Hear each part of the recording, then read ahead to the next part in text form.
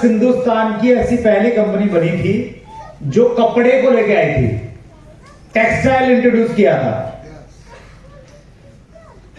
RCM brothers Hindustan की आज भी इकलौती ऐसी कंपनी है जो डायरेक्ट सेलिंग में पेंट लेके आई है। एकदम। Hello, yes sir. तो हम लोगों ने बहुत सारे ट्रेंड सेट किए हैं और एक ऐसा ही ट्रेंड हम लोग सेट करने जा रहे हैं 7 मई को। 7 मई में मैं आप सब लोगों को दिल्ली आमंत्रित करता हूं, आप आइए। पिछले 22 सालों में आरसीएम बिजनेस में ऐसा प्रोग्राम कभी नहीं हुआ था, उसके साक्षी बनिए। और डायरेक्ट सेलिंग इंडस्ट्री की हिस्ट्री में कभी ऐसा प्रोग्राम नहीं हुआ था, उसके भी आप गवाह बन सकते हैं उस प्रोग्राम को अटेंड करके। उस प्रोग्राम का नाम है नेक्स्ट जनरेशन। 3 तरह के रिकॉग्निशन उस प्रोग्राम में देखने को आपको मिलेंगे। अभी हम एक सब पे बात कर रहे थे, विजन, दूरदृष्टि, जो आपकी दूरदृष्टि को बढ़ाने वाला प्रोग्राम है।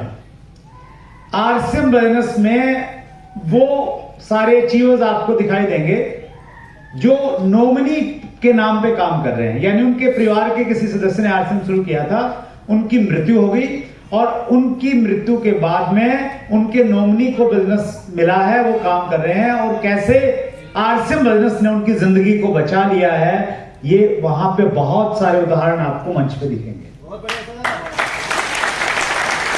हम शायद एक आध को जानते होंगे लेकिन पूरे हिंदुस्तान की कहानियां वहां पे दिखेंगी। दूसरा, आरसीएम बिजनेस के 30 साल से कम उम्र के अचीवर, वो सारे के सारे आपको एक मंच पे दिखाई देंगे, जिससे आपको लगेगा कि कितना सारा यूथ है जो आरसीएम बिजनेस में एक्टिवली काम कर रहा है। और तीसरा रिकॉग्निशन होगा आरसीएम बिजनेस की पहली पीढ़ी और दूसरी पीढ़ी दोनों मिलकर काम कर रहे हैं, वो नजारा आपको देखने को मिलेगा। तो यूनिक प्रोग्राम है अपने आप में। आरसीएम बिजनेस की पूरी कोर टीम वहां पे आपको मिलेगी। जिन लोगों को आपको बुलाना चाहिए, आप यूथ को उस प्रोग्राम में लेके आइए। आपकी फैमिली के लोग अगर बिजनेस में सपोर्ट नहीं कर रहे हैं तो उनको वहां पे लेके आइए। और आपकी दिल्ली आसपास में जो भी टीमें काम कर रही हैं या आपके जानकार लोग हैं, उनको भी आप वहां पे ला सकते हैं। वो उस प्रोग्राम को देख के एक अलग विजन लेके वहां से जाएंगे। तो चूंकि मैं दिल्ली से हूं, उस प्रोग्राम का एक प्रकार से होस्ट हूं, तो मैं आप सबको आमंत्रित करता हूं कि आप 7 मई को दिल्ली जरूर आइएगा। ट्रेन की टिकट बाद में रिजर्वेशन करवाइएगा, पहले उस प्रोग्राम की टिकट ले लीजिएगा। टिकटें बहुत लिमिटेड हैं, अपलाइन टेक्निकल चीजों से बात करेंगे तो ही आपको मालूम चलेगा।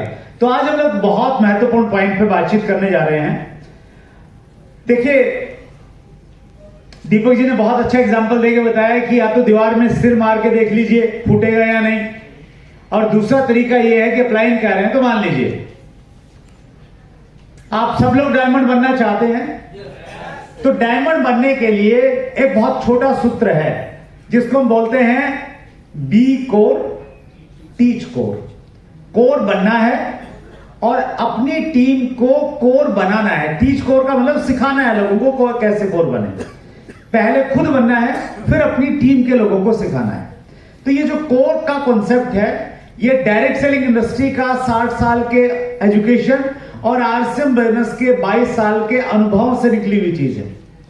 ये मतलब निचोड़ है, ये सार है, ये पूरी एजुकेशन का, पूरे एक्सपीरियंस का। कामयाबी के लिए क्या करना है? 8 पॉइंट है और हर पॉइंट का अपना एक उद्देश्य है, एक ऑब्जेक्टिव है, इसलिए उसको वहां पे रखा गया है। जैसे कोर में पहला पॉइंट है सेट योर गोल्स। क्यों रखा गया है इसमें? एनर्जी बूस्टर के लिए। ये हमेशा आपकी एनर्जी को बूस्ट करेगा। आपको अगर कभी निराशा होगी, कभी हौसला डाउन होगा, तो आप अपने गोल को देखेंगे, ये मैंने डायमंड बनना है, इतनी इनकम प्राप्त करनी, इतनी गाड़ी चाहिए, तो वो आपको एनर्जी भरता रहेगा। तो इसलिए इसमें रखा गया है। पॉइंट नंबर 2 और पॉइंट नंबर 3 इसलिए रखे गए हैं ताकि हर महीने आपका बिजनेस वॉल्यूम क्रिएट होता रहे, जिसमें आपने प्लान दिखाना है और दूसरा काम करना है, आपने 10,000 प्रोडक्ट खरीदना है। 10,000 का मतलब हो गया डायमंड क्लब। तो डायमंड क्लब आप करेंगे तो इससे क्या होगा, आपके बिजनेस में हर महीने वॉल्यूम क्रिएट हो रहा है। आपकी टीम के लोग करेंगे तो वॉल्यूम क्रिएट होता रहेगा हर महीने। पॉइंट नंबर 3 और पॉइंट नंबर 4 और 5, चौथा पॉइंट कह रहा है कि हर रोज आपने ऑडियो वीडियो सुननी है कम से कम 30 मिनट, जो आपको रिकमेंड की गई है। पांचवा पॉइंट कह रहा है कि हर महीने एजुकेशन सिस्टम का, यूनिक एजुकेशन सिस्टम का कम से कम एक प्रोग्राम अटेंड करना है। ये पॉइंट दोनों इसलिए रखे गए हैं ताकि आप बिजनेस के साथ अपने व्यक्तित्व को भी बढ़ाएं, आपकी पर्सनैलिटी डेवलप हो। अदरवाइज आपका लेवल तो बढ़ रहा है, लेकिन अगर आपकी आदतें नहीं बदली हैं, आपका स्वभाव नहीं बदला है, ऐसे ही गुस्सैल हैं, ऐसे ही नकचड़े हैं, बोलने की ढंग नहीं है, तो अच्छे लोग आपके साथ में आए तो गए, लेकिन वो जल्दी छोड़ के चले गए। तो इसलिए जरूरी ये है कि आपकी पर्सनैलिटी डेवलप होनी चाहिए। तो इसलिए यहां पे ये दोनों पॉइंट रखे गए हैं, राइट। उसके बाद में पॉइंट नंबर 6 कहता है counsel with your active and growing upline and start of the month. हर महीने की शुरुआत में आपने अपनी अपलाइन से काउंसलिंग करनी है और उससे एक दिशा निर्देश लेना है कि इस महीने कैसे काम करना है, ताकि हर महीने की एक प्रॉपर प्लानिंग आपको मिल जाएगी। हर महीने परिस्थितियां बदल जाती हैं बिजनेस में कुछ ना कुछ। 7वां जो हमारा पॉइंट है वो है बी अकाउंटेबल एंड कंसिस्टेंस। हमने अकाउंटेबल रहना है और कंसिस्टेंट यानी लगातार काम करते जाना है। ये लीडरशिप के बहुत सारे गुणों में से एक बहुत महत्वपूर्ण गुण है। ये 7वां पॉइंट है। और 8वां पॉइंट है लर्न, सीखना है, टीच, सिखाना है, एंड डुप्लीकेट, और अपनी टीम में अपने जैसे लोगों को तैयार करना है। इसको मैं कहता हूं सोल ऑफ द बिजनेस। ये आरसीएम बिजनेस की आत्मा है। ये अगर नहीं होगा तो फिर आप सर्वाइव ही नहीं कर पाएंगे। तो ये 8 स्टेप हैं, लेकिन आज हम लोग इन 8 में से एक स्टेप के बारे में, 7वें स्टेप के बारे में डिटेल में थोड़ा सा बातचीत करेंगे। तैयार हैं आप इसके लिए? चलिए, 7वां स्टेप क्या कहता है? बी अकाउंटेबल, अकाउंटेबल होना है, एंड कंसिस्टेंट, लगातार प्रयास करना। थोड़ा डीप में जाते हैं। लीडरशिप के बहुत सारे ट्रेड्स, बहुत सारे गुण हैं, बहुत सारी चीजें होनी चाहिए एक लीडर के अंदर में। जैसे लीडर विजनरी होना चाहिए, मानते हैं आप? और क्या होना चाहिए लीडर में? बर्निंग डिजायर फॉर गोल्स होनी चाहिए। जो लक्ष्य बना लिया उसके लिए वो पागल होना चाहिए, किसी भी कीमत पे उसको पूरा करना है। और क्या होना चाहिए लीडर में? लर्निंग एटीट्यूड होना चाहिए, सीखने के लिए हम तैयार होना चाहिए।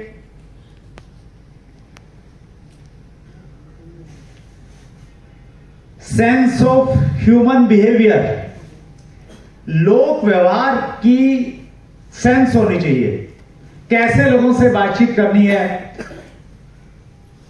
और क्या होना चाहिए?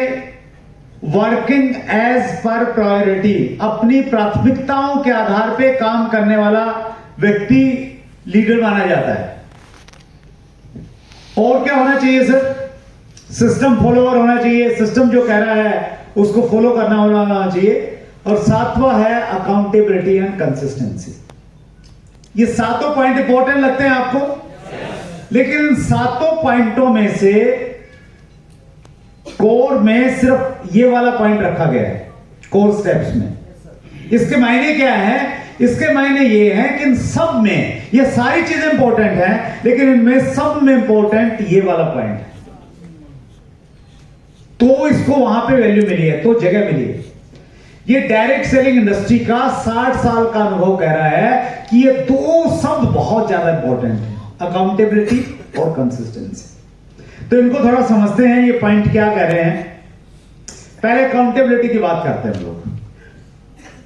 जब मैं प्रेजेंटेशन तैयार कर रहा था अकाउंटेबिलिटी को लेके, मैंने बहुत सारा रिसर्च किया और अकाउंटेबिलिटी की मुझे सही जो डेफिनेशन मिली वो डॉक्टर कमलकांत वशिष्ठ के थीसिस में मिली। डॉक्टर कमलकांत वशिष्ठ एक ऐसे पर्सन है जिन्होंने डायरेक्ट सेलिंग में पीएचडी की है और हिंदुस्तान की इकलौती यूनिवर्सिटी सुन्नी यूनिवर्सिटी हिमाचल प्रदेश में डायरेक्ट सेलिंग डिपार्टमेंट के हेड हैं। वो यूनिवर्सिटी डायरेक्ट सेलिंग में डिप्लोमा करवाती है, post graduation diploma in direct selling. लेकिन अच्छी खबर ये है, बहुत जल्दी वो university MBA in direct selling करवाने जा रही है। हेलो, अच्छा लग रहा है सुन के? और एमबीए इन डायरेक्ट सेलिंग वो प्लान कर रहे हैं कि ये ऑनलाइन भी रहेगा। ऑनलाइन आप अपने घर बैठ के एमबीए कर सकते हो, उसके थीसिस रहेंगे, लेक्चर रहेंगे, एग्जाम रहेंगे, सब कुछ रहेगा और प्रॉपर यूनिवर्सिटी से आपको सर्टिफिकेशन मिलेगा एमबीए का। लेकिन उसकी कुछ क्वालिफिकेशन, जो प्री क्वालिफिकेशन है, वो तो मैंडेटरी रहती है यूनिवर्सिटी नियमों के अनुसार में। तो डॉक्टर कमलकांत वशिष्ठ अकाउंटेबिलिटी के बारे में क्या कहते हैं? वो कहते हैं accountability means taking responsibility for all your words and deeds. Accountability का मतलब है, अकाउंटेबिलिटी को हम वचनबद्धता बोल सकते हैं हिंदी में। Accountability means taking responsibility for all your words and deeds. Accountability का मतलब यह है कि आपने अपने वर्ड्स, अपने शब्दों की और अपनी डीड्स, अपने कामों की पूरी जिम्मेवारी लेना। जो आपने बोल दिया तो फिर बोल दिया। वो डायलॉग आपने सुना है कि जब मैं अपने आप से कमिटमेंट कर लेता हूं, अपने आप की नहीं सुनता, राइट? तो वैसे वाले कितने लोग बन सकते हैं? अभी तो नहीं है मेरे ख्याल से, नहीं है ना? देखिए, बहुत सीरियस पॉइंट है ये। आप ये मानिए, आप सिर्फ इसको एक शब्द मत मानिए अकाउंटेबिलिटी, आप ये मानिए कि आपकी डायमंड्स इसके लिए बहुत इंपॉर्टेंट है। बहुत सारे लोग मीटिंगें देते हैं और फिर एन मौके पे फोन कर देते हैं कि आज तो हड़ताल हो गई, बारिश हो गई, बच्चा बीमार हो गया, पत्नी रूठी हुई है, उसको मना रहा हूं इसलिए मीटिंग में नहीं आ सकता। हेलो, और फिर कहते हैं सर 2 साल हो गए, रॉयल्टी नहीं टूट रही है। अकाउंटेबिलिटी का मतलब यह है कि आपने जो प्रॉमिस कर दिया, जो वायदा कर दिया, फिर दुनिया इधर से उधर हो जाए, आपने उस वायदे को पूरा करना है। That is called accountability. Right sir? Yes sir. थोड़ा सा हमें आदत डालनी पड़ेगी। एक्चुअली हम लोगों को आदत है नहीं। हम में से ज्यादातर लोग जब दादर में होते हैं तो बोलते हैं जुहू एरिया में हो। तो उन आदतों को बदलना पड़ेगा कहीं ना कहीं।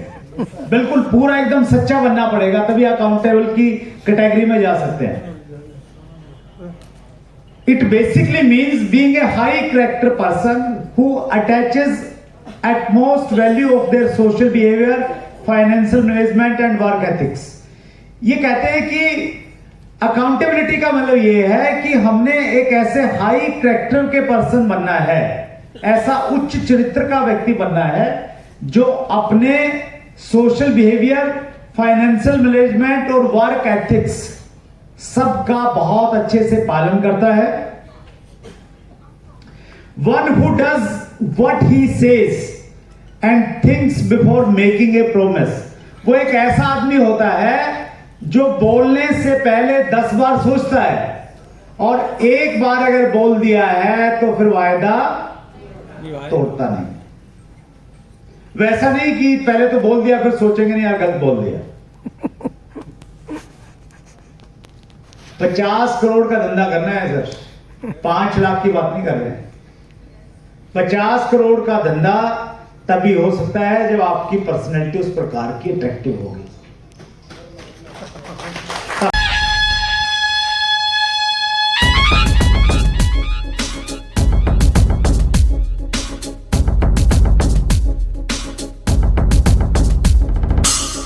उठाकर जीते हैं हमको है अभिमान, आरसीएम से बड़े